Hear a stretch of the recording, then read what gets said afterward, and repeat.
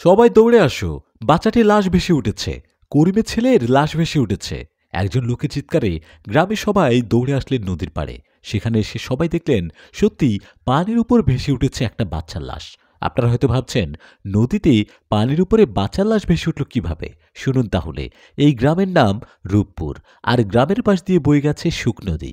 এই নদীর নাম শুক নদী হলেও কিন্তু সুখের না। এই শুক নদীর মাঝে এমন একটা জায়গা আছে, যেই জায়গাটা খুবই ভয়ানক। এই জায়গায় গ্রামের অনেকেই ডুবে মারা গেছে।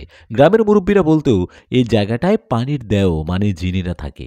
এই জায়গায় কেউ গোসল করতে বা অন্য কাজে নামলে সে ডুবে মারা যায়।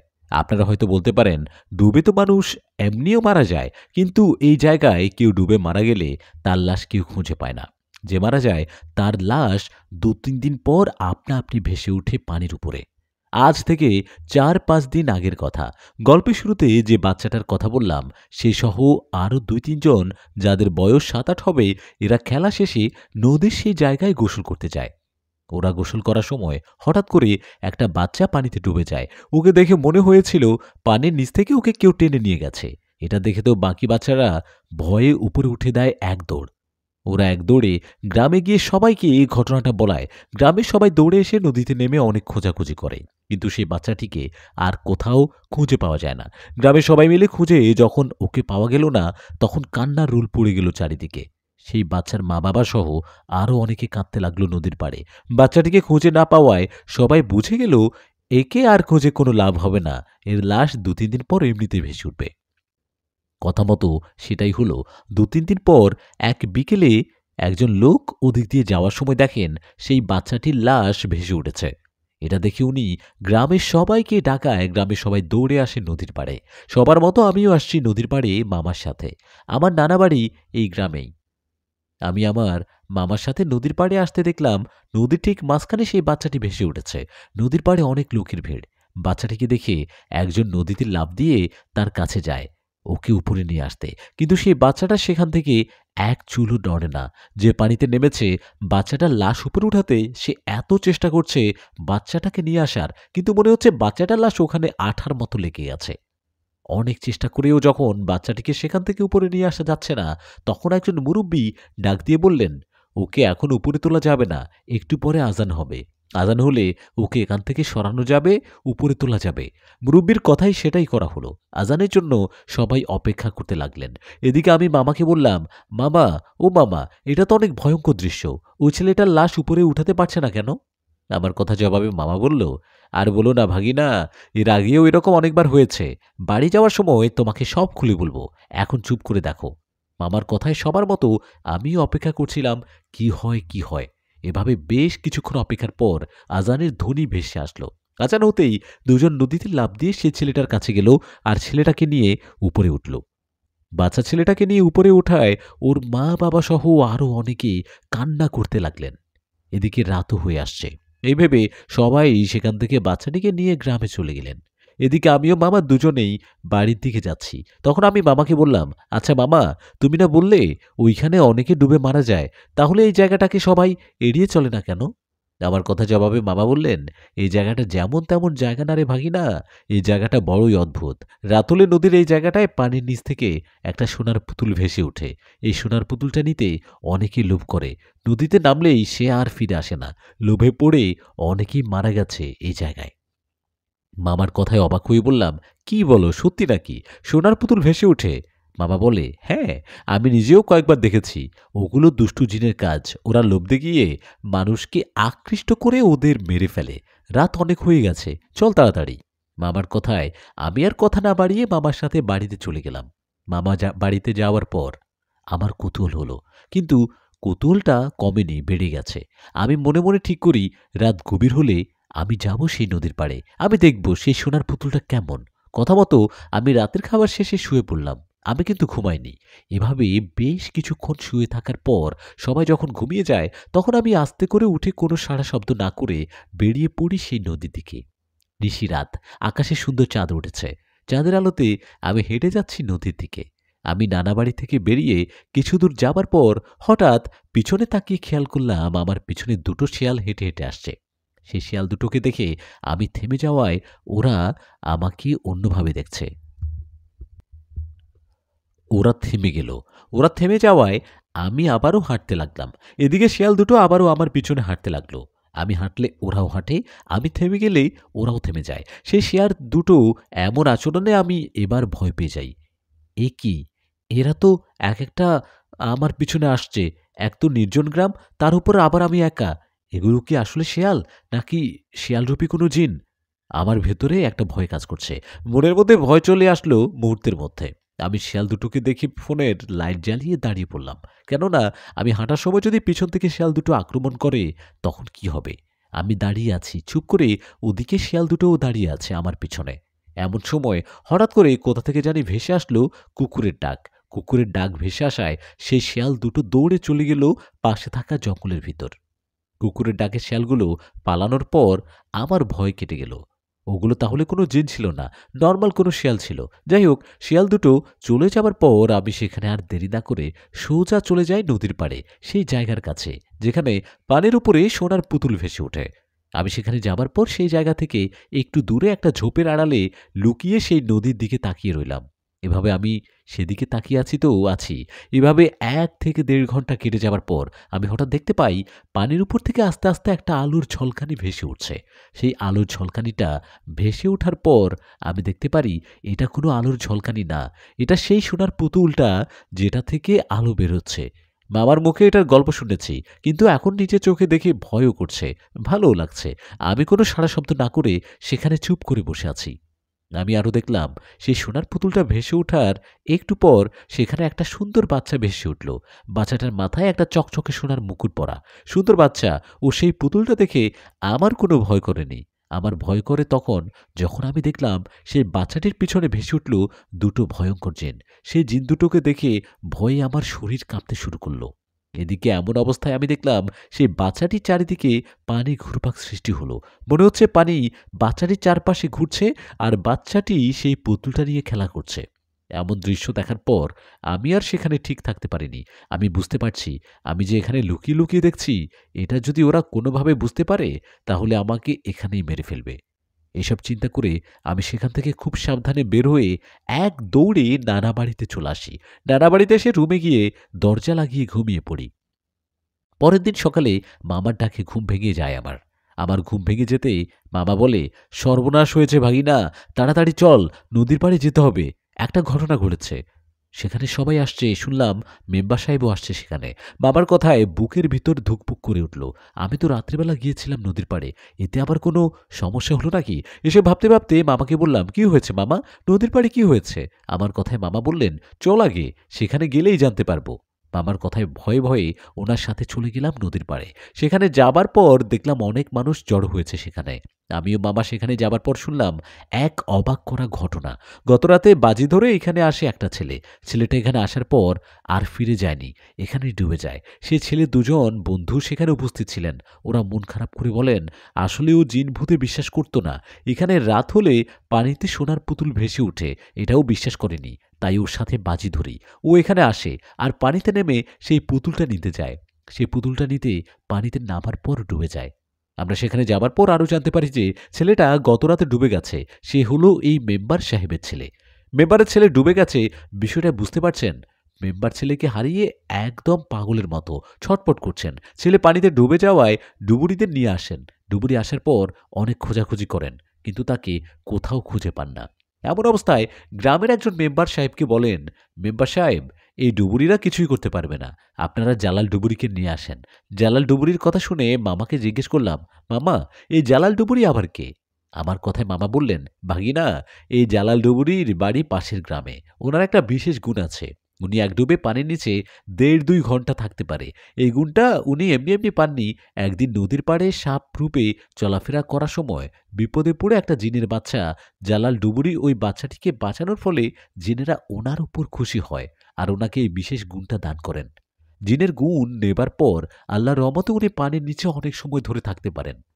পানির নিচের কোনো জিন যদি কোনো মানুষকে তাদের কাছে নিয়ে যায়, তাহলে এই জালাল ডুবুরি গিয়ে সেই জিনদের সাথে কথা বলে আর সেই মানুষটিকে জীবিত বা মৃত উদ্ধার করে নিয়ে আসে। মামার কথা শেষ না হতেই মেম্বার সাহেব দুজনকে বললেন সে জালাল ডুবুরিকে ডেকে নিয়ে আসতে। মেম্বার সাহেবের কথায় সেখান থেকে জালাল ডুবুরিকে নিয়ে আসতে দুজন গেল। জালাল ডুবুরি সেখানে আসায় মেম্বার বললেন, জালাল ভাই, তোমার অনেক নামডাক শুনেছি আমি। আমার ছেলেটা এখানে ডুবে গেছে। তুমি একটু ভালো করে খুঁজে দেখো না ভাই। আমি অন্য ডুবুরিদের দিয়ে খুঁজেছি, কিন্তু আমার ছেলেকে কোথাও পাইনি। মেম্বার সাহেবের কথায় জালাল ডুবুরি বললেন, মেম্বার সাহেব, আপনার ছেলে বেঁচে আছে না মারা গেছে সেটা আল্লাহ জানেন। আমি দেখি আপনার ছেলের কোনো খোঁজ পাই কিনা। আপনি চিন্তা করবেন না, আমি নামছি নদীতে। এ বলে জালাল ডুবুরি নদীর হাঁটু পানিতে নেমে চোখ বন্ধ করে বিড়বিড় করে কি জানি পড়ে আল্লাহর নাম নিয়ে নদীতে ডুব দেয়।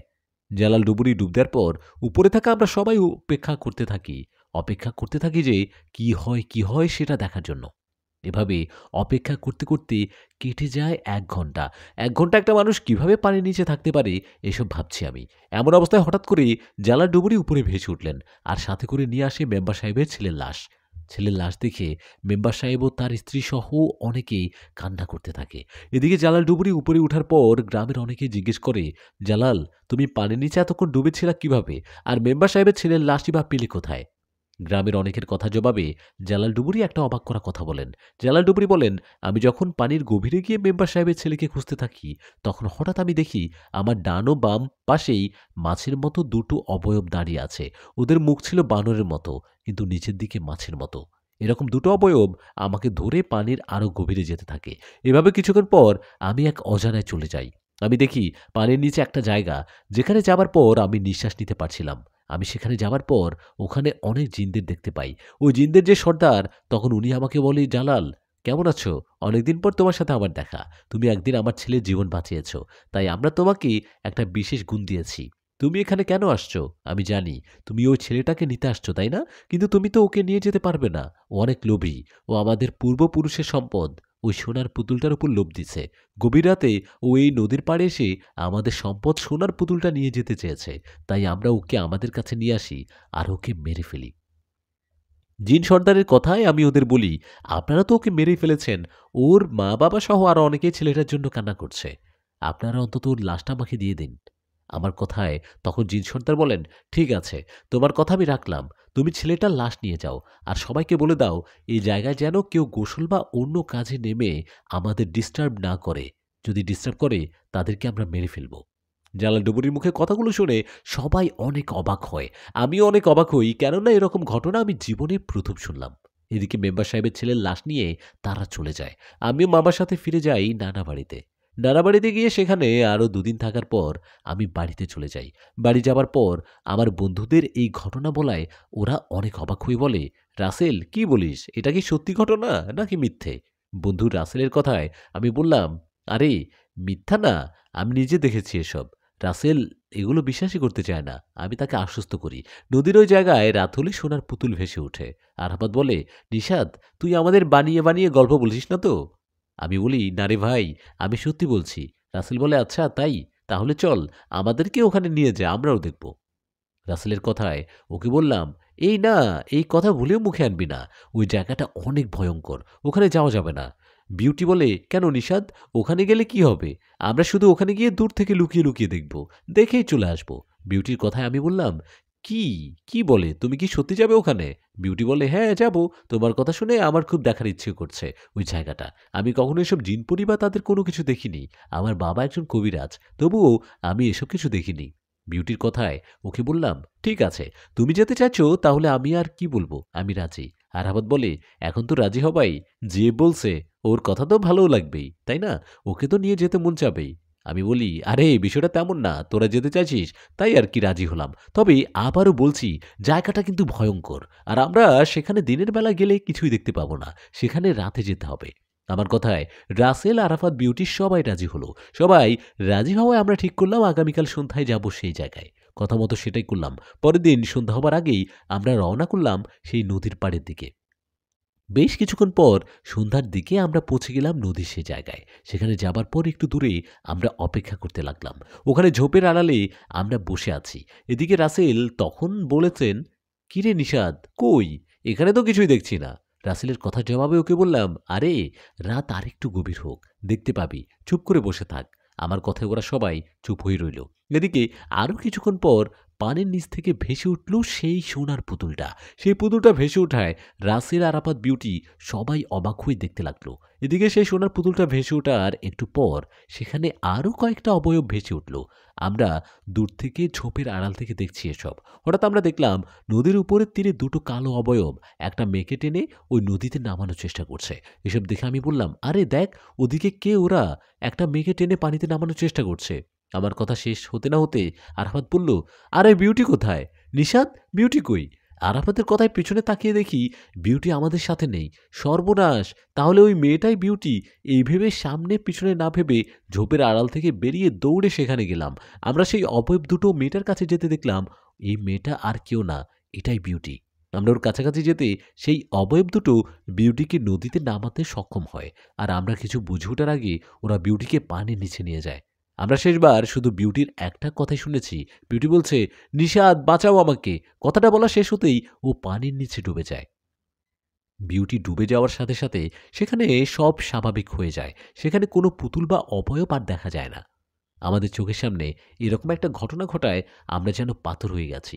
নিজের চোখে যেন বিশ্বাস করতে পারছি না। এখন বাড়িতে গিয়ে কি জবাব দিব, বিউটির মা বাবাকে কি বলবো, এসব ভাবতে ভাবতে সেখানে বসে পড়লাম। বিউটিকে এভাবে হারাতে হবে ভাবতেই পারিনি। ও পানির নিচে ডুবে যাওয়ায় আমরা সারা রাত নদীর পাড়ে অপেক্ষা করি, কি জানি বিউটির কোনো খোঁজ মেলে কিনা। কিন্তু না, বিউটির কোনো খোঁজ না পেয়ে সকালবেলা বিউটির বাড়িতে খবর দিলাম। এদিকে সকাল হতেই গ্রামের ও অনেকে এসে জড়ো হয় সেখানে। বিউটির মা বাবাকে খবর দেওয়ার কিছুক্ষণের মধ্যে ওরা চলে আসলো। ওরা আসায় আমরা সব ঘটনা ওনাকে খুলে বলি। সব শুনে বিউটির মা বাবা আমাদের সাথে অনেক রাগারাগি করে। ওরা বলে, কেন ওদের না জানিয়ে ওকে এখানে নিয়ে আসছি? বিউটি হারিয়ে গেছে, তাই বিউটির বাবা ওই জালাল ডুবুরিকে নিয়ে আসলেন আর অনেক অনুরোধ করলেন। জালাল ডুবুরিকে অনেক অনুরোধ করায় উনি ওনার নিয়ম মোতাবেক নদীতে নেমে পানিতে ডুব দিলেন। উনি ডুব দেওয়ার ১ ঘন্টা পর আবার উপরে ভেসে উঠলেন। উনি উপরে ভেসে ওঠায় আমার তো অবস্থা খারাপ, কি জানি উনি বিউটির লাশ নিয়ে ফিরে কিনা। এই ভেবে জালাল ডুবুরির দিকে তাকিয়েছিলাম, কিন্তু জালাল ডুবুরি বিউটিকে না নিয়ে একাই ফিরে আসলেন। উনি ফিরে আসায় বিউটির বাবা ওনাকে জিজ্ঞেস করলেন, ভাই আপনি একা আসলেন যে? আমার মেয়ের কি কোনো খবর পাননি? ও বেঁচে আছে না মারা গেছে? এই বলে বিউটির মা বাবা কান্না করতে লাগলেন। ওদের কান্না দেখে জালাল ডুবুরি বললেন, আপনাকে কান্না করবেন না আপনারা, আপনাদের মেয়ে বেঁচে আছে, ও মারা যায়নি। কি? বিউটি মারা যায়নি? বেঁচে আছে? কোথায় ও? আমার মেয়ে কোথায়? বিউটির বাবার কথায় জালাল ডুবুরি বললেন, আমি যখন পানির গভীরে যাই তখন আমাকে একদল জিন ধরে তাদের সর্দারের কাছে নিয়ে যায়। আমি সেই সর্দারকে চিনি, উনিও আমাকে চেনে। আমি সেখানে যাবার পর ওই জিন সর্দারকে বলি, আপনি বিউটি নামের মেয়েটাকে কেন ধরে নিয়ে আসছেন? ওই মেয়েটার তো কোনো দোষ নেই। ও তো আপনাদের সোনার পুতুলের কোনো লোভ করেনি বা আপনাদের থাকার জায়গা এই নদীতেও নামেনি। তাহলে ওকে কেন ধরে নিয়ে আসছেন? আমার কথায় সেই সর্দার বলেন, জালাল তুমি ভুল ভাবছো।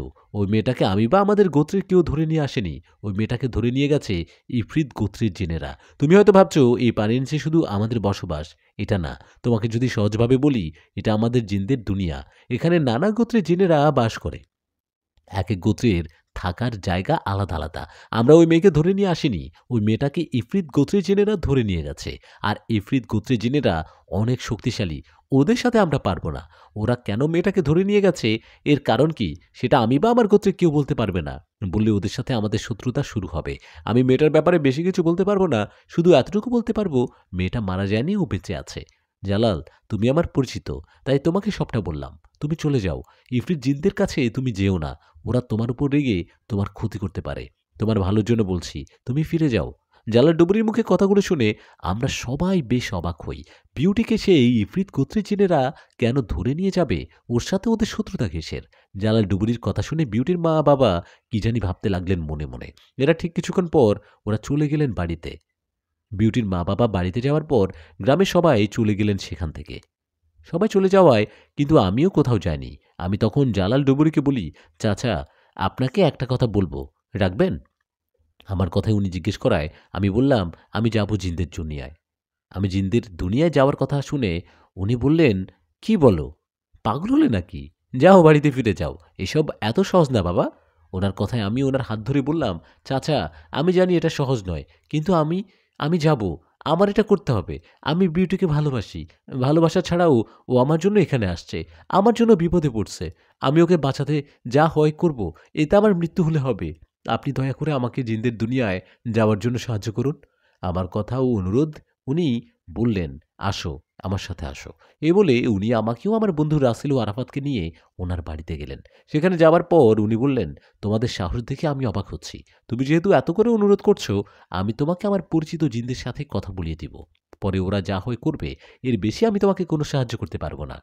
উনার কথায় আমি রাজি হলাম। আমি রাজি হওয়ায় উনি বললেন, "ঠিক আছে, তোমরা আমার বাড়িতে থাকো। আর রাতে তোমাকে নিয়ে আমি যাব জিনদের দুনিয়ায়। দিনের বেলা গেলে নদীর পাড়ে অনেক লোকজন জড়ো হবে সেজন্য।" উনার কথায় রাজি হয়ে দিনটা উনার বাড়িতে কাটিয়ে দিলাম। রাত হতেই উনি বললেন, "চলো, এখন আমাদের যাবার সময় হয়েছে।" জালাল ডুবুরির কথায় আমি রাসেল ও আরাফাতকে জড়িয়ে ধরে বললাম, "ভাই, জানি না কি হবে। আমার জন্য দোয়া করিস। আল্লাহর রহমতে আমি যেন বিউটিকে নিয়ে ফিরতে পারি।" এ বলে জালাল ডুবুরির সাথে চলে আসলাম নদীর পাড়ে। সেখানে আসার পর জালাল ডুবুরি আমাকে বললেন, "শোনো, এখন এই নদীতে নেমে আমি তোমাকে নিয়ে ডুব দিব। আমরা ডুব দেওয়ার পর একটু গভীরে যেতে জিনেরা আমাদের টেনে তাদের দুনিয়া নিয়ে যাবে। তুমি কিন্তু ভয় পেও না। দরকার হয় চোখ বন্ধ করে থাকবে। আমি বললে চোখ খুলবে।" এ বলে উনি আমার হাত ধরে পানিতে নামলেন। এরপর বিসমিল্লাহ বলে দুজনে একটা ডুব দিলাম। নদীতে ডুব দেওয়ার কিছুক্ষণ পর জালাল ডুবুরির কথা মতো সেটাই হলো। হঠাৎ দুজন জিন এসে আমাদের ধরে পানির আরো গভীরে নিয়ে যেতে লাগলো। এই দৃশ্য দেখে আমার অনেক ভয় করলেও আমি চুপ করেছিলাম। এভাবে কিছুক্ষণ পর আমরা চলে গেলাম এক অজানা জায়গায়। পানির নিচে যেন আলাদা একটা জগৎ। সেখানে কোনো পানি নেই। আর আমি ওখানে নিঃশ্বাস নিতে পারছি। আমরা সেখানে যাবার পর আমি দেখলাম অনেক জিন। জিনদের দেখে আমি জালাল ডুবুরির গা ঘেঁষে দাঁড়ালাম। এদিকে সেখানে যাওয়ায় সেখানকার জিনের সর্দার বললেন, "জালাল, তুমি আবার কেন এসেছো? তোমার সাথে এই ছেলেটাকে?" জিন সর্দারের কথায় জালাল ডুবুরি বললেন, "সর্দার, যে মেয়েটাকে ইফরিত জিনেরা ধরে নিয়ে গেছে সেই মেয়েটাকে ভালোবাসে এই ছেলেটি। ছেলেটাকে আমি অনেক নিষেধ করার পরও ও শুনল না। আমাকে অনেক অনুরোধ করল ওকে যেন এখানে নিয়ে আসি। ওর অনেক অনুরোধে ওকে এখানে নিয়ে আসছি। এখন আপনি যদি এই ছেলেটাকে ইফরিত জিনদের ঠিকানা বলেন তাহলে ওর অনেক উপকার হয়। আমিও আশা করি আপনি একে সঠিক পথ দেখিয়ে দিবেন।" জালাল ডুবুরির কথায় জিন সর্দার বললেন, "জালাল, তুমি যেহেতু বলছো আর ছেলেটা যখন সাহস করে আসছে, তাহলে আমি ওকে সঠিক ঠিকানা বলে দিচ্ছি। এর বেশি আমি কিছু করতে পারবো না। আমি বা আমার গোত্রের জিনেরা এই ছেলেটাকে নিয়ে কোথাও যেতে পারবে না। ওকে একাই যেতে হবে।" এ বলে সেই জিন সর্দার আমাকে বললেন, "শোনো, এখন একটা জিন তোমাকে নিয়ে একটা জায়গায় যাবে। সেখানে গিয়ে ও তোমাকে একটা রাস্তা দেখিয়ে দিবে। তুমি ওই রাস্তা দিয়ে হাঁটতে থাকবে। মনে রাখবে, তোমাকে পিচাস জিনদের রাজ্য পার করে যেতে হবে। পিশাচ জিনেরা কিন্তু ভয়ঙ্কর রূপ নিয়ে থাকে, ওদের দেখে ভয় পাবে না। তুমি ওদের দিকে না তাকিয়ে হাঁটতে হাঁটতে একসময় একটা জায়গা যাবে। সেখানে গিয়ে দেখবে সেই রাজ্যটা খুব সুন্দর। সুন্দর সুন্দর প্রাসাদ আর জিনগুলো সুন্দর রূপ নিয়ে ঘুরে বেড়াচ্ছে। এরকম জায়গা আর সুন্দর জিনদের দেখলে বুঝবে যে ওটা ইফরিত জিনদের রাজ্য। তুমি সেখানে গিয়ে সেই গোত্রের জিন সর্দারের সাথে দেখা করলে ওই মেয়েটাকে পাবা।" জিন সর্দারের কথায় আমি আল্লাহর উপর ভরসা নিয়ে রাজি হলাম। আমি রাজি হওয়ায় জালাল ডুবুরির কাছে বিদায় নিয়ে ওনাকে বললাম, "চাচা, জানি না কি হবে, বেঁচে থাকবো না মারা যাব। আমার জন্য দোয়া করবেন। আপনার উপকার মনে থাকবে চিরকাল।" জালাল ডুবুরির কাছ থেকে বিদায় নেওয়ার পর একটা জিন এসে আমাকে বলল, "আমার হাতটা ধরো আর চোখ বন্ধ করো।" আমি না বললে চোখ খুলো না। ওনার কথায় ওনার হাতটা ধরে চোখ বন্ধ করলাম। আমি চোখ বন্ধ করার পর মনে হচ্ছে আমরা উড়ে উড়ে বাতাসের বেগে কোথায় যেন যাচ্ছি। এভাবে কিছুক্ষণ যাবার পর সে জিন হঠাৎ থেমে গিয়ে বলল, "চোখ খুলো।" ওনার কথায় চোখ খুলতেই দেখলাম এটা এক অন্যরকম জায়গা। আমি চোখ খুলতে সে জিনটা বলল, "শোনো, তুমি এদিক দিয়ে যেতে থাকবে। শুরুতে কিন্তু পিশাচ জিনদের রাজ্য পড়বে। এই রাজ্যটা অতিক্রম করে যেতে হবে তোমাকে, ঠিক আছে? ভয় পেও না, ভয় পেও না কিন্তু, যাও।" কথাটা বলে চলে গেলেন সেই জিন। জিনটা চলে যাবার পর আমি এদিক সেদিক তাকাতেই ভয়ে কলিজা শুকিয়ে গেল। আমি জিনদের দুনিয়ায় আশেপাশের সব জিন, উফ! আমি আল্লাহর নাম নিয়ে হাঁটতে লাগলাম। আমি যখন পিশাচ জিনদের রাজ্যে হাঁটছি তখন আশপাশে তাকিয়ে দেখছি ভয়ঙ্কর রূপে পিশাচদের। ওরাও আমার দিকে কিভাবে যেন তাকাচ্ছিল। ওদের ভয়ঙ্কর রূপ দেখে আমি দোয়া কালাম পড়তে পড়তে আরও জোরে জোরে হাঁটতে লাগলাম। এভাবে প্রায় ১ ঘন্টা হাঁটার পর আমি একটা জায়গায় গেলাম। সেখানে যাবার পর হঠাৎ আমার সামনে দুটো জিন চলে আসলো। জিন দুটো ভয়ঙ্কর ছিল না, স্বাভাবিক সুন্দর দেখতে। ওরা আমার সামনে এসে বলল, "তুমি কি আদম সন্তান? তোমাকে দেখে মানবজাতি মনে হচ্ছে।" ওদের কথায় আমি কিছু না বলে চুপ করে রইলাম। এটা দেখে ওরা বলল, "বলো, তুমি মানুষ হয়ে আমাদের রাজ্যে আসছো কেন?" ওদের কথায় কোনো উপায় না পেয়ে ওদের বললাম, "আমি একটা মেয়ের জন্য এখানে আসছি। আপনাদের সর্দার একটা মেয়েকে ধরে নিয়ে আসছে। হ্যাঁ, আমি ওকে নিতে আসছি। আপনারা কি আপনাদের সর্দারের কাছে আমাকে নিয়ে যেতে পারবেন?" আমার কথায় ওরা কিছু না বলে ইশারা দিয়ে ওদের পিছনে যেতে বললেন। ওদের ইশারা মতো আমিও চলে গেলাম ওদের সাথে। ওদের সাথে যাওয়ায় ওরা আমাকে নিয়ে গেল জিন সর্দারের কাছে। আমি সেই সর্দারের কাছে যেতেই উনি বলল, "কে ও? একে দেখে তো মানুষ মনে হচ্ছে। এই, তুমি আমাদের রাজ্যে কিভাবে আসলে? আর কি চাও আমাদের কাছে?" তখন ওনার কথায় আমি সব ঘটনা খুলে বললাম, কিভাবে সেখানে গেলাম। আমার কথা সেই জিন সর্দার একটু চুপ থেকে বললেন, "আমি বুঝতে পারছি, তুমি ওই মেয়েটাকে অনেক ভালোবাসো। হ্যাঁ, ওই মেয়েটাকে আমাদের কাছেই তো আমাদের আছে। হ্যাঁ, ঠিক আছে। আমরা ওকে ধরে নিয়ে আসছি। ওকে কেন ধরে নিয়ে আসছি, কী কারণে আনছি, সেটা পরে জানতে পারবে। তুমি ওকে নিতে আসছো, কিন্তু ওকে নিয়ে যেতে পারবে না। তুমি যদি আমার একটা কাজ করে দাও, তাহলে আমি মেয়েটাকে তোমার সাথে ফিরে যেতে দিব। নইলে না।" জিন সর্দারের কথায় ওনাকে বললাম, "কি কাজ বলুন?"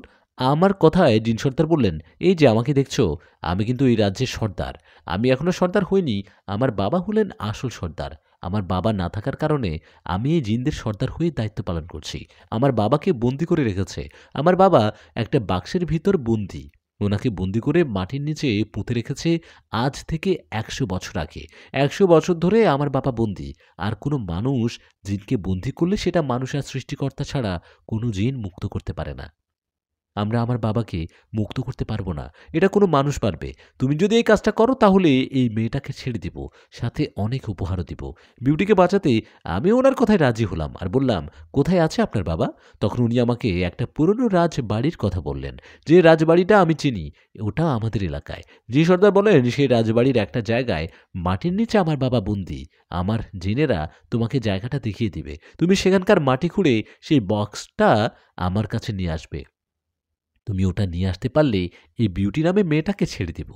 এখন তোমাকে আমার জিনেরা আবার পানির উপরে, মানে তোমাদের দুনিয়ায় রেখে আসবে। আর তুমি আমার কথা মতো সেই বক্সটা আমার কাছে নিয়ে আসবে। কিন্তু এখানে শর্ত আছে। তুমি কোনো হুজুর বা কবিরাজের কাছে যাবে না। ওদের সাহায্য নিবে না। তোমার বন্ধুদের সাহায্য নিতে পারো, সমস্যা নেই। তুমি কি রাজি? আমি বলি, "হ্যাঁ, আমি রাজি।" আমি রাজি হওয়ায় দুজন জিন আমাকে নিয়ে আবার নদীর উপর আসলেন। এসে বললেন, "এখন যাও, তোমার কাজ শুরু করো।" সেই জিনের কথায় আমি নদীর পাড় থেকে জালাল ডুবুরির বাড়ির দিকে যেতে লাগলাম। আমি কিছুক্ষণের মধ্যে জালাল ডুবুরির বাড়িতে পৌঁছে গেলাম। আমি ওনার বাড়িতে গিয়ে ডাকতে লাগলাম যে, "জালাল চাচা, কোথায় আপনি? রাসেল, আরাফাত, এই কোথায় তোরা?" আমার কথায় জালাল চাচা ও বন্ধুরা বেরিয়ে আসলো। ওনারা আমাকে দেখে বললেন, "আরে তুমি, তুমি ফিরে আসছো? যাক আলহামদুলিল্লাহ। কিন্তু মেয়েটা কই? যাকে আনতে গিয়েছিলে?" জালাল চাচার কথায় ওনাকে বললাম, "বিউটিকে নিয়ে আসতে পারিনি চাচা, কিন্তু ওকে ফিরে পাবো, এতে একটা কাজ করতে হবে।" "কি কাজ?" "সেটা আপনাকে এখন বলা যাবে না, পরে জানতে পারবেন। আপনি আমার অনেক উপকার করছেন, তাই শেষবারের মতো আপনাকে ধন্যবাদ দিতে আসলাম, আর বন্ধুদের নিয়ে যেতে আসলাম।" আমার কথায় উনি বললেন, "ঠিক আছে বাবা, যাই করো ভেবেচিন্তে করো। তুমি যেন সফল হও, সেই দোয়া করি।" জালাল চাচার কথায় উনার কাছে বিদায় নিয়ে আমি, রাসেল ও আরাফাত রওনা করলাম বাড়ির উদ্দেশ্যে। বাড়ির দিকে যেতে যেতে আমি ওদেরকে সব ঘটনা খুলে বললাম। ওদের বললাম, জিনেরা কোন শর্তে ছাড়বে বিউটিকে। আমার সব কথা শুনে আরাফাত বলল, "কিন্তু নিশাদ, সেই রাজবাড়িতে তো সিকিউরিটি গার্ড পাহারা দেয়। ওই রাজবাড়িটা এখন সরকারি জায়গা। সরকার ওখানে ৪-৫ জন সিকিউরিটি গার্ড রেখেছেন। ওখানে দিনের বেলা তো দূরের কথা, রাতের বেলায়ও যাওয়া অসম্ভব। ভাই, বিউটিকে বাঁচাতে সেই অসম্ভবকে সম্ভব করতে হবে। আমরা যেভাবে হোক সেই রাজবাড়িতে ঢুকবো আর মাটি খুঁড়ে সেই বক্সটা খুঁজে বের করব।" রাসেল বলে, "হ্যাঁ, বুঝতে পারছি, এটা করব। কিন্তু আজকে না, কালকে রাতে। আমরা ২ দিন ধরে বাড়িতে নেই। আগে বাড়ি যাই।" রাসেলের কথায় রাজি হয়ে যে যার বাড়িতে চলে গেলাম। বাড়িতে যাবার পর বাবা বললেন, "নিশাদ, কোথায় গিয়েছিলি? না বলে হুটহাট? হুটহাট করে কোথায় যাস তুই?" বাবার কথা জবাবে ওনাকে বললাম, "বাবা, মামাদের বাড়িতে গিয়েছিলাম। বন্ধুদের নিয়ে ঘুরলাম ২ দিন।" "বাবা, তা না বলে যাবি? যা ফ্রেশ হয়ে খেতে আয়।" বাবার কথায় ভিতরে গিয়ে ফ্রেশ হয়ে খাবার খেতে গেলাম। খাবার খেয়ে নিলাম। যাক, মা-বাবা কিছু বুঝতে পারেনি মনে হয়। আমি স্বাভাবিকভাবে সেই দিনটা পার করলাম। সেদিন রাতের বেলার ঘটনা। আমি ঘুমাতে যাব ঠিক তখনই আমার রুমে ২ জন জিনকে দেখতে পাই। সে জিন দুটোকে দেখে আমি ভয়ে চিৎকার করতে যাব, ঠিক তখনই ওরা বলল, "ভয় পেও না। আমরা সেই জিন যারা কাল তোমাকে সেই রাজবাড়িতে দেখিয়ে দিব আমাদের সর্দারের বাবা কোথায় বন্দী আছে। আজকে ঘুমাও। কাল তোমরা সেই রাজবাড়িতে যাবার পর আমরা তোমাকে জায়গাটা দেখিয়ে দিব। চিন্তা করো না, আমরা অদৃশ্যভাবে থাকবো তোমাদের পাশে। তুমি ছাড়া আমাদের কেউ দেখতে পারবে না।" কথাটা বলে চলে গেল ওরা। ওরা চলে যাবার পর আমি ঘুমিয়ে গেলাম। পরের দিন দিনের বেলা আমি, রাসেল ও আরাফাতকে বলে রাখলাম রাতে কোথায় দেখা করতে হবে। আমার কথা মতো সেদিন রাতের বেলা ৩ জনই একসাথে হলাম। তিনজনই একসাথে হয়ে রওনা করলাম সেই রাজবাড়ির উদ্দেশ্যে। রাজবাড়িটা আমাদের এলাকায় থাকায় কিছুক্ষণের মধ্যে আমরা পৌঁছে গেলাম সেখানে। রাজবাড়ির কাছে গিয়ে একটু দূরে দাঁড়িয়ে দেখলাম বাড়িটার সামনে সিকিউরিটি দাঁড়িয়ে পাহারা দিচ্ছে। এটা দেখে আমি ওদের বললাম, এই এখন কি করব? কোন দিক দিয়ে ভিতরে যাওয়া যায়? আমার কথায় আরাফাত বলল, নিশাদ, আমরা পিছনের দিক দিয়ে যাই। উনি সিকিউরিটি তেমন একটা জায়গা, চল। ঠিক আছে। আরাফাতের কথা মতো সেটাই করলাম। আমরা তিনজনই রাজবাড়ির পিছনের দিকে দেয়াল টপকিয়ে বাড়ির ভিতরে ঢুকলাম। রাতের অন্ধকার জায়গাটা দিনের বেলা দেখতে সুন্দর হলেও রাতে সেটা অন্যরকম একটা ভুতুড়ে টাইপের। আমরা সেখানে যাবার পর আমি সেই জিন দুটোকে দেখলাম যে জিন দুটো আমাকে ইশারা দিয়ে একদিকে যেতে বলল। আমি ওদের ইশারা মতো বন্ধুদের নিয়ে সেই দিকেই যেতে লাগলাম। আমি জিনদের ইশারা মতো যেতে যেতে একটা জায়গায় গিয়ে ওরা থেমে গেল আর আমাকে ইশারা দিয়ে দেখিয়ে দিল জায়গাটা কোনটা। জায়গাটা একটা গাছের নিচে। গাছটাও অনেক বড় আর পুরনো। জিনদের দেখানো জায়গায় গিয়ে আমি রাসেল ও আরাফাতকে বললাম, রাসেল, আরাফাত, এই জায়গায় মাটি খুললে সেই বক্সটা পাওয়া যাবে। এই বলে সাথে করে নিয়ে যাওয়া কোদাল দিয়ে সেখানকার মাটি খুঁড়তে লাগলাম। আমি মাটি খুঁড়ছি, রাসেল ও আরাফাত পাশে দাঁড়িয়ে আছে। এমন সময় আমার ফোনে একটা কল আসে। ফোনে কল আসায় আমি ফোনটা চেপে ধরি, কেননা ফোনের সাউন্ড পেয়ে না জানি সিকিউরিটি চলে আসে। আমি ফোনটা চেপে ধরে রিসিভ করলাম। ফোনটা রিসিভ করতে বাবা বলে উঠল, নিশাদ, কোথায় তুই? তোর ঘরে গিয়ে দেখলাম না যে তুই। তুই নেই কেন? কোথায় আছিস? বাবার কথার জবাবে আমি বললাম, বাবা, একটু বাইরে আসছি। আমি একটু বাইরে আছি। কথাটা বলে ফোনটা রেখে আবারও মাটি খুঁড়তে লাগলাম। ঠিক তখনই পেছন থেকে ৩-৪ জন সিকিউরিটি গার্ড এসে আমাদের ধরে ফেললেন। ওরা আমাদের ধরে বললেন, কি, চুরি করতে আসছো, তাই না? হুম? এই রাজবাড়িতে অনেক ধনসম্পদ আছে। এগুলোর খোঁজ পেয়েছো নিশ্চয়ই? ওদের কথায় আমি বললাম, না, না, আমরা চোর নই।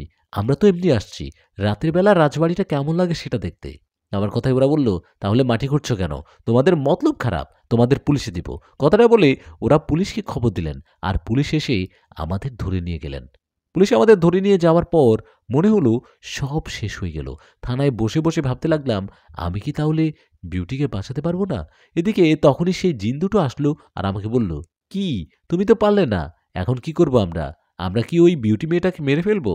ওদের কথায় আমি বললাম, না, না, এটা করবেন না, অপেক্ষা করুন, আমি আপনাদের কথা মতো কাজ করব, একটু সময় দিন। আমার কথায় সেই জিনেরা বলল, ঠিক আছে, তোমাকে ৩ দিন সময় দিলাম। ৩ দিনের মধ্যে কাজটা করতে না পারলে ওই মেয়েটাকে মেরে ফেলবো। এই বলেই সেই জিনেরা চলে গেল। এদিকে আমরা থানায়, পুলিশ ধরে নিয়ে আসছে এই খবর বাবার কানে যেন। বাবা চলে আসলে থানায় যেতেই বাবা আমার উপর প্রচণ্ড ক্ষুব্ধ। বাবা আসার পর পুলিশকে জিজ্ঞেস করলেন, স্যার, আমার ছেলেও তার বন্ধুদের ধরেছেন কেন? বাবার কথায় পুলিশ বলে, আপনার ছেলেও তার বন্ধুরা মিলে ওই পুরনো রাজবাড়িতে গিয়েছিল, হয়তো চুরি করতে গেছে। সেখানকার সিকিউরিটি গার্ড ধরেছিল ওদের। পুলিশের কথায় বাবা আমার দিকে তাকিয়ে বললেন, নিশাদ, কি বলছেন উনি? বাবার কথায় ওনাকে বললাম, না মানে বাবা, আমরা বুঝতে পারিনি, না বুঝে রাত্রির বেলা রাজবাড়িতে গিয়েছিলাম। আমার কথায় বাবা পুলিশকে বললেন, স্যার, ছেড়ে দিন না, ছেলে মানুষ, এরকম ভুল আর কখনো করবে না। বাবার কথায় সেই পুলিশ বললেন, ঠিক আছে, প্রথমবার বলে ছেড়ে দিচ্ছি, কিন্তু এরকম ভুল আর কখনো করলে তখন এত সহজে ছাড়ব না। নিন, এখানে একটা সই করুন। পুলিশের কথায় বাবা সই করে আমাদের নিয়ে বাড়িতে চলে গেলেন। আমি বাবার সাথে বাড়িতে গেলাম। বন্ধুরা ওদের বাড়িতে গেল। বাড়িতে যাবার পর বাবা বলল, নিশাদ, তুই এখনো ছোট না, বড় হয়েছিস। এমন কিছু করিস না যেটাতে আমাদের মান সম্মান চলে যায়। কথাটা বলে বাবা চলে গেলেন। বাবা চলে যাওয়ায় আমি মন খারাপ করে শুয়ে রইলাম। আমার মাথায় শুধু জিনদের কথাগুলো ঘুরছে। ৩ দিনের মধ্যে ওই জিন সর্দারের বাবাকে মুক্ত করতে না পারলে ওরা বিউটিকে মেরে ফেলবে। এসব চিন্তা করতে করতে ঘুমিয়ে পড়লাম। পরের দিন কোথাও বের হইনি। সারাদিন বাড়িতে ছিলাম। এভাবে দিনটা কেটে গিয়ে রাত হলো।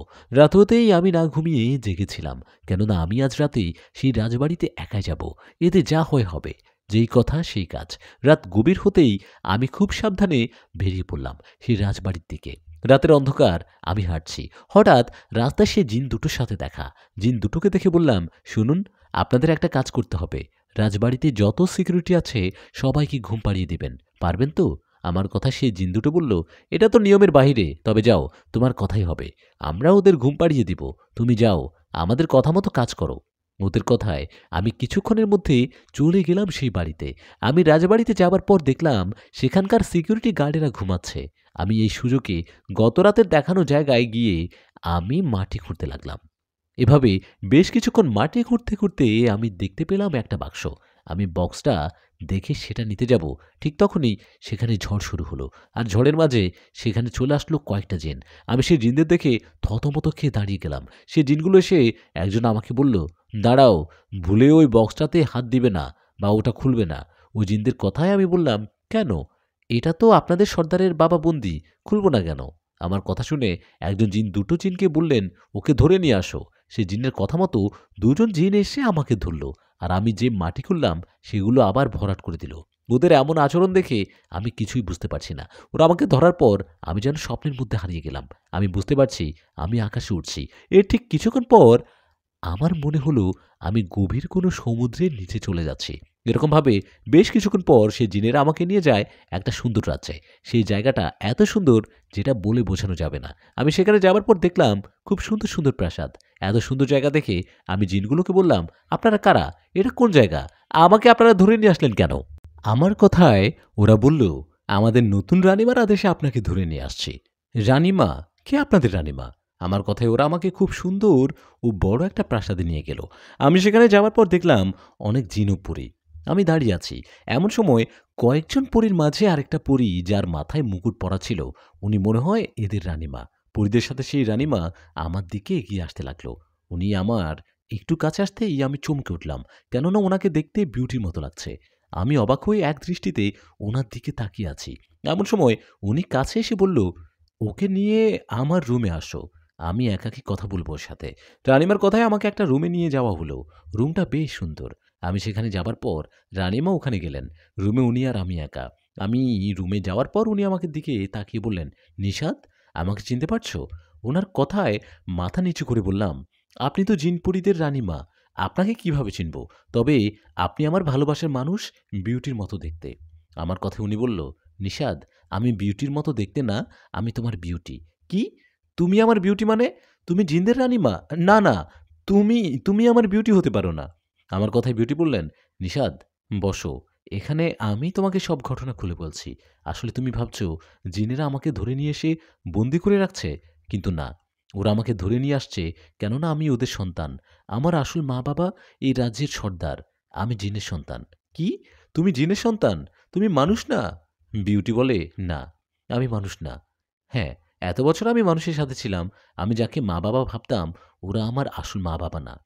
বিউটির কথায় সবকিছু এলোমেলো লাগছে। ওর কথা শুনে আমি বললাম, "তুমি যদি বন্দী না হও, তাহলে সেদিন জিনের সর্দার আমাকে কেন বলল, ওনার বাবাকে মুক্ত করলে তবে তোমাকে ছেড়ে দিবে?" আমার কথায় বিউটি বলল, "আরে, ওরা আমাদের রাজ্যের জিন না। তুমি পিশাচ জিনদের পাল্লায় পড়েছ। পিশাচ জিনেরা তোমাকে বোকা বানিয়ে তোমাকে দিয়ে ওর বাবাকে মুক্ত করতে চেয়েছিল। আমি সবটা শোনার পর এটা হতে দেইনি। তোমাকে ধরে নিয়ে আসছি। নিষাদ, জানি হঠাৎ এসব শুনে বিশ্বাস করতে পারছো না, কিন্তু এটাই সত্যি। এটা তো ইফরিত জিনের রাজ্য। এই রাজ্যের সর্দার আমার বাবা।" বিউটির কথা শুনে যেন নিজেকে বিশ্বাস করতে পারছি না। তাহলে সেদিন আমি এই রাজ্যে পৌঁছাতেই পারিনি? এই রাজ্যে পৌঁছানোর আগে পিশাচ জিনেরা মিথ্যা বলে তার বাবাকে মুক্ত করতে চেয়েছিল। আমার কথায় বিউটি বলল, "তুমি ওই পিশাচ জিনের বাবাকে ওই রাজবাড়ি থেকে মুক্ত করোনি, ভালো করেছ।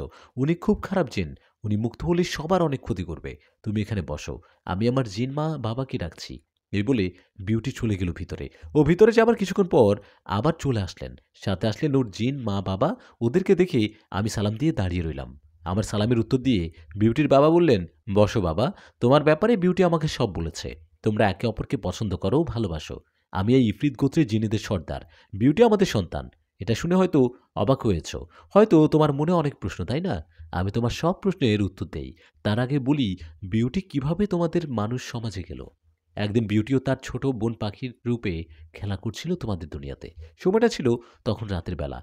তো ওরা যখন খেলা করছিল, তখন ওই কবিরাজ, মানে তুমি বিউটির মানুষ মা-বাবা হিসেবে যাকে জানো, উনি আমার এই মেয়ে দুটোকে দেখে ফেলে। আর একটা পাখি, মানে একটা পাখিকে বন্দি করে সে পাখিটা ছিল বিউটি।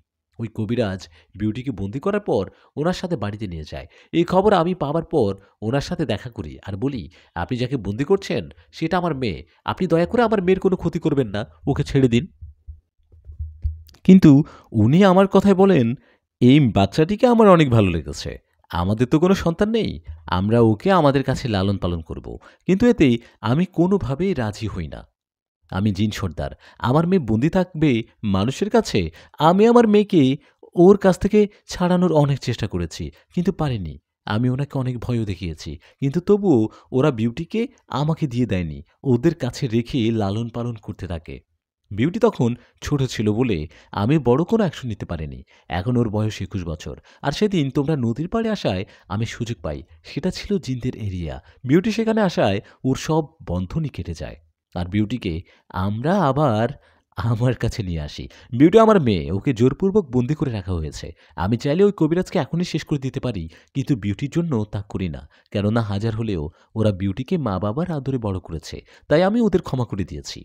তুমি বাবা এখন আমাদের রাজ্যে আছো, তোমার কোনো ভয় নেই। শুধু একটাই ভয়, তুমি পিশাচ জিনদের পাল্লায় পড়েছ। ওরা তোমাকে মায়ায় ফেলে ওদের যে সর্দার তাকে মুক্ত করতে চেয়েছে। তুমি কি জানো যে জিনটা তোমাদের রাজবাড়িতে বন্দী সে কতটা খারাপ?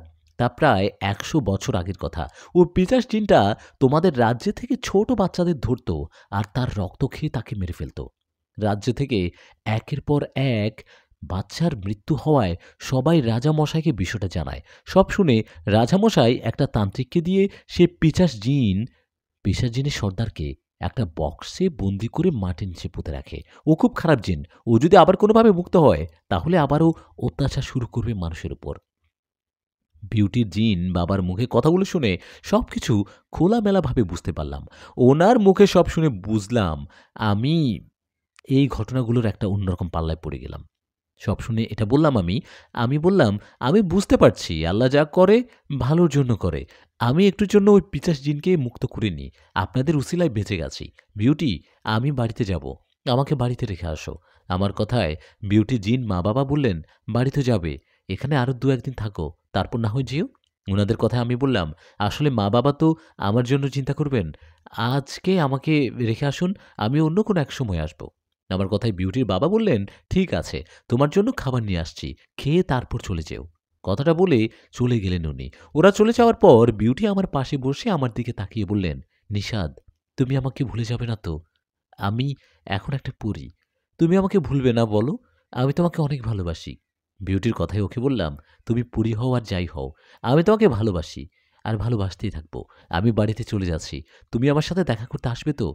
আমার কথায় বিউটি বললেন, "হ্যাঁ, অবশ্যই আসবো। আমি এখন আমার সুপার পাওয়ার মানে জিনপরীদের মতো অদৃশ্যভাবে চলতে পারি। তুমি বাড়িতে যাওয়ার পর আমি রোজ তোমার সাথে দেখা করব, কথা বলবো। তুমি একদমই চিন্তা করবে না। নাও, খাবারগুলো খেয়ে নাও।" এ বলে বিউটি আমাকে খাবার খাইয়ে দিল। আমিও খাবারগুলো খেয়ে নিয়ে বিউটিকে বললাম, "আমাকে এবার বাড়িতে রেখে আসো।" আমার কথায় বিউটি বলল, "আসো, আমার সাথে আসো।" এই বলে ও আমাকে তাদের সুন্দর রাজ্যটা ঘুরে দেখালো। কি আর বলবো, রূপ কথার মতো সুন্দর। খুব সুন্দর, সুন্দর জায়গা ঘুরতে, ঘুরতে হঠাৎ আমি ঘুমিয়ে পড়ি। আমার যখন ভেঙে যায় ঘুম, তখন আমি নিজেকে আমার বাড়িতে আমার ঘরে দেখতে পাই। আমি নিজেকে ঘরে দেখে মা-বাবাকে ডাক দিলাম। আমার ডাকে মা-বাবা দৌড়ে এসে বলল, "বাবা নিশাদ, তুই কোথায় ছিলি? ২ দিন ধরে তুই নিখোঁজ। তোকে কত খুঁজেছি। তোর বন্ধু আরাফাত ও রাসেলকে জিজ্ঞেস করেছি, কিন্তু ওরা কিছুই বলতে পারেনি। আজ ২ দিন পর কোথা থেকে ফিরলি?" মা-বাবার কথায় ওনাদের কাছে কিছু গোপন না রেখে সব ঘটনা খুলে বললাম। সব শুনে বাবা বললেন, "নিশাদ, এত বড় একটা কাহিনী হয়ে গেছে, তুই আমাদের বলিসনি? তোর জন্য তো এখন অনেক ভয় হচ্ছে।" বাবার কথা শুনে মা বলল, "বাবা, তোকে আর কোথাও যেতে দিব না, নইলে ওরা তোর ক্ষতি করবে।" মা-বাবার কথায় ওদের শান্ত করে বললাম, "তোমরা ভয় পেও না, এখন আর কোনো সমস্যা নেই।" আমার কথায় মা বললেন, "তবুও তো চিন্তা হয় বাবা, তুই এখন থেকে সন্ধ্যার পর কোথাও বেরোবি না।" মায়ের কথায় রাজি হয়ে শুয়ে পড়লাম। এই কয়দিনে কি থেকে কি হয়ে গেল ভাবতেই পারিনি এরকম কিছু ঘটবে। জিন রাজ্য থেকে আসার পর ভেবেছিলাম সব ঠিক হয়ে গেছে, কিন্তু না, সে পিশাচ জিনেরা আমার পিছনে পড়ে গেছে। সেদিন রাতের ঘটনা। রাত তখন কয়টা বাজে জানি না। হঠাৎ আমার ঘুম ভেঙে যায়। আমার ঘুম ভেঙে যেতেই আমি দেখি আমার বিছানার চারপাশে ৪ জন ভয়ঙ্কর রকমের জিন দাঁড়িয়ে আছে, যাদের চেহারা ছিল খুবই ভয়ঙ্কর। আমি ওদের দেখে একটা চিৎকার দিলাম। আমার চিৎকারে মা-বাবা দৌড়ে আসলো দরজার কাছে। ওরা আসায় আমি বিছানা থেকে এক লাফে উঠে দরজার কাছে গিয়ে দরজা খুলে দিলাম। আমি দরজা খুলে দেয়ায় মা-বাবা আমার রুমে চলে আসলো। এতক্ষণে আমার রুমে থাকা সেই ভয়ঙ্কর অবয়বগুলো চলে গেছে। মা-বাবা আমার রুমে আসাতেই আমি ওদের সব খুলে বললাম। সব শুনে মা দোয়া দুরুদ পড়ে আমাকে ফু দিলেন আর বললেন, "তুই ভুল কিছু দেখিসনি তো? এখানে তো কেউ নেই।" মা-বাবার কথায় ওদের বললাম, "না বাবা, সত্যি বলছি। ওরা তোমাদের দেখে চলে গেছে। আমার রুমে ৪ টা অবয়ব ছিল। সত্যি বলছি।" আমার কথায় বাবা আমাকে শান্ত করে বলল, ভয় পাসনি বাবা, কালকে একজন কবিরাজ নিয়ে আসবো বাড়িতে, আজ রুমের লাইট জ্বালিয়ে ঘুমা। কথাটা বলে চলে গেলেন বাবা। এদিকে আমি ভয়ে ভয়ে রুমের লাইটটা জ্বালিয়ে শুয়ে পড়লাম। সেই রাতে আর কোনো সমস্যা হলো না। পরের দিন সকালে বাবা একজন কবিরাজকে নিয়ে আসলেন আমাদের বাড়িতে। সেই কবিরাজ বাড়িতে আসার পর আমাকেও বাড়িটা দেখে বলল, এর পেছনে একদল জিন লেগেছে। জিনগুলো খুবই খারাপ ও সংখ্যায় অনেক। আমি এই ছেলে চিকিৎসা করতে পারবো না। এতে আপনাদের সাথে আমারও ক্ষতি হয়ে যাবে। কবিরাজের কথায় বাবা বললেন, কেন কবিরাজ সাহেব, আপনি ভয় পাচ্ছেন কেন? কবিরাজ হয়ে আপনি যদি ভয় পান, তাহলে আমরা কি করব? বাবার কথায় কবিরাজ বললেন, দেখুন, আমি জীবনে অনেক জিন ধরা রোগীর চিকিৎসা করিয়েছি, কিন্তু এরকম কখনো হয়নি। আমি তো বুঝি আপনার ছেলের পিছনে একজন দুজন না, একটা গোত্রের সকল জিন পড়ে আছে।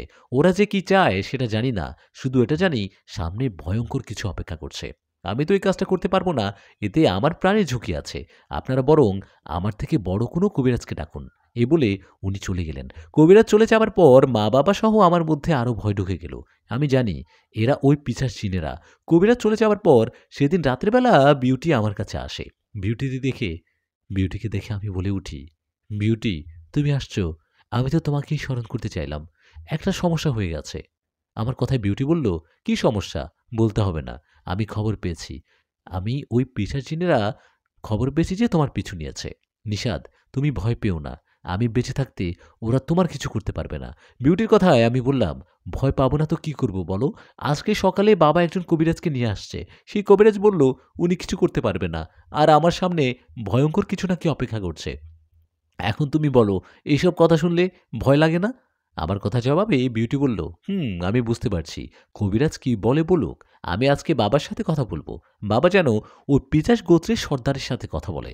বিউটির কথায় ওকে বললাম, হ্যাঁ, সেটাই করো। কাল রাতে 4টা পিশাচ জিন আমার রুমে আসছিল। ওদের ভয়ংকর চেহারা দেখে চিৎকার দিয়েছিলাম। ওরা তোমার কাছে আসে তোমাকে দিয়ে ওদের বন্দি সর্দারকে মুক্ত করানোর জন্য। অনেক রাত হয়েছে, তুমি ঘুমাও। আমি আজকেই বাবার সাথে কথা বলবো।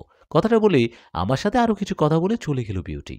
বিউটি চলে যাবার পর আমি ভয়ে ভয়ে ঘুমিয়ে পড়লাম। আমি ঘুমিয়ে পড়ার বেশ কিছুক্ষণ পর আবার ঘুম ভেঙে যায়। আমার ঘুম ভেঙে যায় একটা মরা পচা গন্ধে। আমার ঘুম ভেঙে যেতে আমি পাশে তাকিয়ে দেখি একটা মৃত বিড়ালের পচা মাংস চিবিয়ে চিবিয়ে খাচ্ছে 2-3টা ভয়ঙ্কর জিন। ওদের দেখে আমি চিৎকার দিয়ে এদিক সেদিক তাকিয়ে বললাম, আমি কোথায়? এটা কোন জায়গা? কোথায় আমি? আমার কথা শুনে পাশে থাকা সেই ভয়ঙ্কর জিনগুলো আমার পা ধরে টানতে টানতে ওনাদের সর্দারের কাছে নিয়ে গেল। ওই সর্দারের কাছে নিয়ে যাবার পর আমি ওনাকে চিনতে পারি। উনি এই পিশাচ জিনদের সর্দার। আমি ওনাকে দেখে সাহস করে বলে উঠি, আপনারা আমাকে কেন ধরে নিয়ে আসছেন? আপনাদের সাথে আমার কি শত্রুতা? আমার কথায় সেই পিশাচ সর্দার বললেন, তোমার দোষ, তুমি আমার বাবাকে ওই রাজবাড়ি থেকে মুক্ত করতে পারোনি। তুমি যেহেতু এই কাজটা করতে গিয়ে করতে পারোনি, তাই তোমাকে ধরে নিয়ে আসছি। এখন যে কোনো বিনিময়ে আমার বাবাকে মুক্ত হওয়া চাই। আমার বাবাকে যদি মুক্ত করতে না পারো, তাহলে তোমাকে মেরে ফেলবো। যতদিন আমার বাবা মুক্ত না হবে, ততদিন তুমি আমাদের কাছে বন্দী থাকবে। জিন সর্দারের কথা শেষ হতে না হতেই সেখানে চলে আসলো বিউটি। ও আসতেই পিছাচিনেরা তেমন ভয়ঙ্কর গর্জন করতে লাগলো। এই দেখে বিউটি বলল, চুপ করো। কথাটা বলে বিউটি সেই পিশাচ জিন সর্দারকে বললেন, সর্দার, আপনাকে ভালোই ভালোই বলছি, ওকে ছেড়ে দেন। ও আমার ভালোবাসা। বিউটির কথায় সেই সর্দার বলল, ভালোবাসা? হা হা হা হা, ও তো মানুষ, আর তুই তো পরী। তোদের মাঝে ভালোবাসা হয় কি করে? ও হোক তোর ভালোবাসা বা অন্য কেউ, আমি ওকে ছাড়বো না। আমার বাবাকে মুক্ত না করলে আমি ওকে ছাড়বো না, মেরে ফেলবো। সেই সর্দারের কথায় বিউটি বলল, ওকে মারা তো দূরের কথা, যদি ওর একটুও ক্ষতি হয়, তাহলে আপনাদের এই পিচাস গোত্র মাটিতে মিশিয়ে দিব। কাউকে ছাড়বো না। আমাদের জিন গোত্রের সাথে ঝামেলায় জড়াতে না চাইলে ওকে ছেড়ে দিন। বিউটির কথায় পিচার জিনের সর্দার বললেন, না, ছাড়ব না। এতে তুই কি করতে পারিস, কর দেখি। জিন সর্দারের কথায় বিউটি বলল, সর্দার, ভুলে যাবেন না আপনি কোন গোত্রের কার সাথে কথা বলছেন। আমার গোত্রের সাথে বড় বড় শক্তিশালী জিনেরাও যুদ্ধ করতে আসে না, কেননা ইফরিত জিনেদের ব্যাপারে তাদের জানা আছে। আমি কোনো ঝামেলা চাই না। আমি চাই না যুদ্ধ করে কোনো জিনকে মেরে ফেলতে। সোজাভাবে বলছি, কি করলে আপনি নিষাদকে ছাড়বেন? বিউটির কথায় সেই পিচার সর্দার বললেন, আমার তো একটাই শর্ত, আমার বাবাকে মুক্ত করলে আমি একে ছেড়ে দিব। ওনার কথায় বিউটি বললেন, ঠিক আছে, তাই হবে। আমি আপনার বাবাকে মুক্ত করব। আমি জিন সর্দারের মেয়ে হলেও আমি মানুষের সাথে থেকেছি 18 থেকে 20 বছর। আমার শরীরে এখনো মানুষের গন্ধ লেগে আছে। তাই আমি পারবো আপনার বাবাকে মুক্ত করতে। কিন্তু আপনার বাবা মুক্ত হওয়ার পর নিষাদের কোনো ক্ষতি করলে আপনাদের সাথে আমরা যুদ্ধ ঘোষণা করব। মনে থাকবে? বিউটির কথায় সেই সর্দার বললেন, কথা যেহেতু দিয়েছি আমার বাবাকে মুক্ত করলে একে ছাড়বো, তাহলে ছাড়বই। তুই যা আর আমার বাবাকে মুক্ত কর। সর্দারের কথায় বিউটি চলে গেল। আর বেশ কিছুক্ষণ পর একটা বক্স নিয়ে ফিরে আসলো। বিউটি বক্সটা নিয়ে আসার পর সমস্ত পিশাচ জিনেরা এসে জড়ো হলো। এদিকে বিউটি সকল পিশাচ জিনের সামনে সেই বক্সটা খুলে ফেলল। সেই বক্সটা খুলে ফেলার পর সেখান থেকে একটা কালো কুচকুচে ধোঁয়ার মতো বের হতে লাগলো। আর সেই কালো ধোঁয়াটা ঘুরতে ঘুরতে একটা ভয়ঙ্কর রূপে রূপান্তরিত হলো। ধোঁয়াটা রূপ নিল একটা ভয়ানক পিশাচ জিনে। এটাই বুঝি এই পিশাচ সর্দারের বাবা, যে কিনা রাজবাড়িতেই মাটির নিচে বন্দী ছিল। পিশাচ জিনের বাবা মুক্ত হবার পর সকল জিনগুলো কেমন একটা আওয়াজ করতে লাগলো। এদিকে সেই পিশাচ সর্দার হাসতে হাসতে বলল, আমার বাবা মুক্ত হয়েছে, আজ আমার বাবা মুক্ত। এদিকে এত বছর পর পিশাচ জিনের বাবা মুক্ত হয়ে রাগে গড়গড় করতে করতে বলল, রক্ত দাও, আমার অনেক পিপাসা পেয়েছে। ওনার কথায় একটা পাত্রে করে রক্ত নিয়ে আসা হলো। উনি রক্ত দেখে সেটাতে মুখ লাগিয়ে এক নিমিষে সেটা খেয়ে ফেলল। এসব দৃশ্য দেখে আমি তো ভয় শেষ। এদিকে বিউটি তখন পিশাচ সর্দারকে বললেন, সর্দার, আপনার কথা মতো আমার মাধ্যমেই আপনার বাবাকে মুক্ত করেছি। এখন আপনি আমার নিষাদকে ছেড়ে দিন। বিউটির কথায় সর্দার বললেন, ঠিক আছে, ছেড়ে দিচ্ছি, ওকে নিয়ে চলে যা। আর আমাদের গোত্রের বিষয়ে কোনো মাথা ঘামাবি না। সর্দারের কথায় বিউটি আমাকে নিয়ে চলে গেলেন তাদের রাজ্যে। সেখানে যাবার পর আমার যত্ন নিলেন আর বললেন, এখন আর ভয় নেই। ওরা আশা করি এখন আর তোমার পিছু নিবে না। বিউটির কথায় ওকে বললাম সেটাই যেন হয়। বিউটি আমাকে বাড়িতে রেখে আসে। আমি রাতের বেলা হারিয়ে গেছি, হয়তো মা বাবা অনেক চিন্তায় আছে। আমার কথায় বিউটি বলল, ঠিক আছে, তোমাকে রেখে আসছি। তার আগে একটা কথা, আমি আমার জিন মা বাবাকে বলছি তোমাকে বিয়ে করব। ওরা রাজি হয়ে গেছে। তুমি তোমার মা বাবাকে আজকে বলবা আমার কথা। বিউটির কথায় জবাবে ওকে বললাম, আচ্ছা ঠিক আছে, তাই হবে, আমি মা বাবাকে তোমার কথা বলবো। আমার কথায় বিউটি আমার চোখের দিকে তাকালো। আমি ওর চোখের দিকে তাকালাম। এরপর আমার কিছু মনে নেই। হঠাৎ আমি দেখলাম আমি রুমে বসে আছি। আমি রুমে, হয়তো বিউটি রেখে গেছে আমাকে। নিজেকে রুমে দেখে বাহিরে গেলাম। আমি বাহিরে যেতে মা আমাকে দেখে চিৎকার দিয়ে আমার কাছে এসে আমাকে জড়িয়ে ধরে বলল, বাবা তুই কোথায় থেকে ফিরলি? আজ 7 দিন হলো তুই বাড়িতে নেই। 7 দিন থেকে তোকে খুঁজছি, কিন্তু কোথাও পাইনি। মায়ের কথায় বেশ অবাক হলাম। আমি তাহলে 7 দিন থেকে জিন রাজ্যে? আমার তো মনে হচ্ছিল 1 দিন কি 2 দিন হবে। এর মাঝে 7 দিন চলে গেল কিভাবে? এদিকে মায়ের চিৎকারে বাবা এসে আমাকে দেখে বলল, নিষাদ, বাবা তোর কিছু হয়নি তো? আজ 7 দিন হলো তুই বাড়িতে নেই। তোকে সমস্ত জায়গায় খুঁজেছি, কিন্তু কোথাও পাইনি। তোকে কোথাও না পেয়ে একজন হুজুরের কাছে গিয়ে জানতে পারি তুই নাকি জিন রাজ্যে, তোকে নাকি জিনেরা বন্দি করে রেখেছে। তুই ঠিক আছিস তো বাবা? সেই জিনেরা তোর কোনো ক্ষতি করেনি তো? মা বাবার কথায় ওদের শান্ত করে বললাম, না বাবা, আমার কিছু হয়নি। হ্যাঁ, এটা সত্যি, আমাকে একদল জিন বন্দি করেছিল, কিন্তু জিনেরা আমার কিচ্ছু করতে পারেনি। বিউটি আমাকে ওদের হাত থেকে মুক্ত করেছে। তোমরা আমাকে নিয়ে কোনো চিন্তা করো না। বিউটি আমার কিছু হতে দিবে না। বাবা, তোমাদের আমার কিছু বলার ছিল। তোমরা তো সবই শুনেছ বিউটির ব্যাপারে। বিউটির ব্যাপারে তো সবই জানো। বিউটি এখন একটা পরী। বাবা, আমিও বিউটি একে অপরকে পছন্দ করি, ভালোবাসি। আমি বিউটিকে বিয়ে করতে চাই। আমার কথায় মা বাবা অবাক হয়ে বললেন, এটা কিভাবে সম্ভব? ওই মেয়েটা একটা পরী।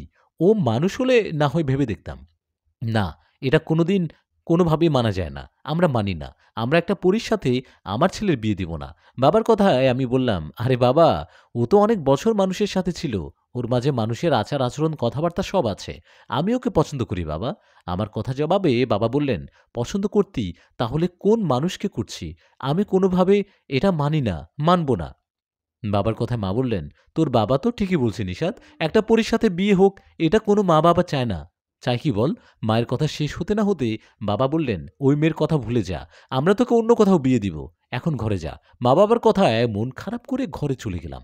কি ভেবেছিলাম আর কি হলো? ভেবেছিলাম মা বাবা মেনে নেবে, কিন্তু ওরা মানবে না, এটা কখনো ভাবিনি। মনটা ভীষণ খারাপ। সারাদিন কোথাও যায়নি। সেদিন রাতে শুয়ে আছি, চোখে ঘুম আসছে না। হঠাৎ আমাদের গ্রাম থেকে চিৎকারের আওয়াজ আসতে শুরু হলো।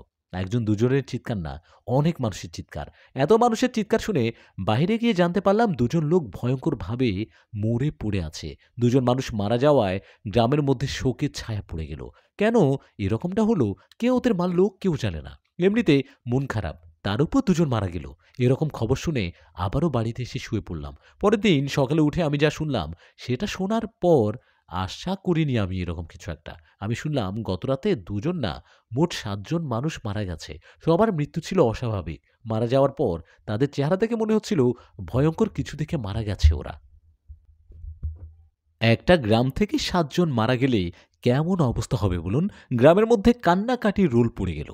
এসব দেখে আমি একাকী কোথাও গিয়ে বিউটিকে স্মরণ করলাম। আমার স্মরণে কিছুক্ষণের মধ্যে বিউটি চলে আসলো। বিউটি আসায় ওকে বললাম, "বিউটি, কি হয়েছে? খবর পেয়েছো? আমাদের গ্রামের ৭ জন মারা গেছে একই রাতে। ওদের মৃত্যু দেখে তো স্বাভাবিক লাগছে না।" আমার কথায় বিউটি মন খারাপ করে বললেন, "হ্যাঁ নিশাদ, এটা স্বাভাবিক মৃত্যু ছিল না। যে ৭ জন মারা গেছে সবাইকে ভয় দেখিয়ে মেরে ফেলেছে ওই পিশাচ জিন সর্দারের বাবা। আসলে ১০০ বছর আগে তোমাদের গ্রামে যে রাজা, উনি তো পিশাচ জিনের বাবাকে বন্দী করেছে। আর তুমি তো জানো, আমি তোমাকে বাঁচাতে পিশাচ জিনের বাবাকে মুক্ত করেছি। উনি ১০০ বছর পর মুক্ত হয়ে রাগে এই গ্রামের মানুষের উপর আক্রমণ করছে। এই গ্রামের সবার উপর রাগ আছে ওনার। যে ৭ জন মারা গেছে এদেরকে মূলত ওই পিশাচ জিনের বাবা ভয় দেখিয়ে মেরেছে। উনি খুব ভয়ংকর। উনি খুব ভয়ংকরভাবেই ওনাদেরকে মেরেছে। ওনার ভয়ংকর রূপ দেখে কেউ চিৎকার করে লাঞ্চ কেটে ফারে মারা গেছে।